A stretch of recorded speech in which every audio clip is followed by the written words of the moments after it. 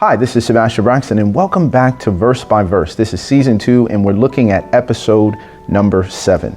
Now, Paul is about to finish his general introduction of really establishing his relationship and excitement about Philemon. Now, he ends this by essentially saying, he says, for we, talking about him and Timothy and all the saints, he says, we have great joy and consolation. But this is interesting. He says, in your love.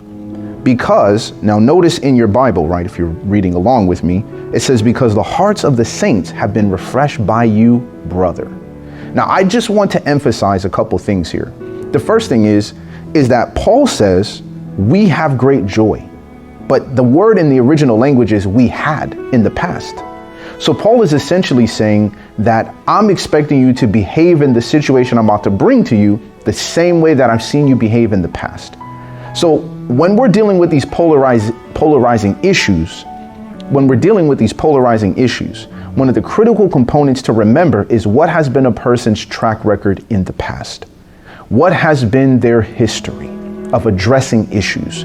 What kindness, what love have they brought forward that is able to really comfort us? And that's what Paul says. You've comforted us, all of us, every saint, every believer. And in fact, he ends it by saying, brother. So in looking at this, Paul is saying, number one, you've comforted us in the past, and we found that same comfort and joy in your love. But at the same time, he says, all the saints have been refreshed by you in their hearts. Can you think of a person that you've met in your life that just made you feel refreshed as a person? A person that you could go to and find a safe space, a person you could go to and be able to be excited every time you're visiting with them, and you're saying, this person made me refreshed in my heart.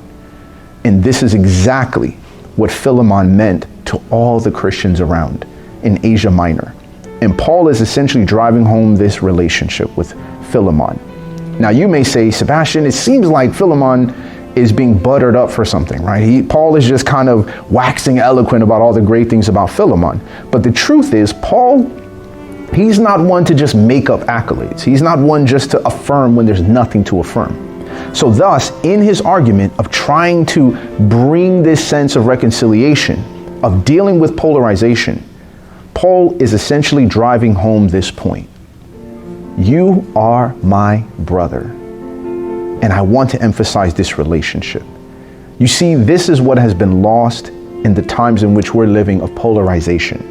Because you believe this thing, because you support this candidate, because you're on this side of this particular issue, in this conversation, you're no longer my brother. You're no longer my sister. You're no longer someone whom I share this close bond, the person who brought me joy and comfort. But this is the very person that Paul is calling upon to deal with this issue. In essence, he's telling Philemon, the way that you've always behaved, I'm expecting you to do the same. That leaves us with a very critical point before I wrap up this episode. I want you to think about who you have been in the past. And now decide to yourself, who do you always want to be?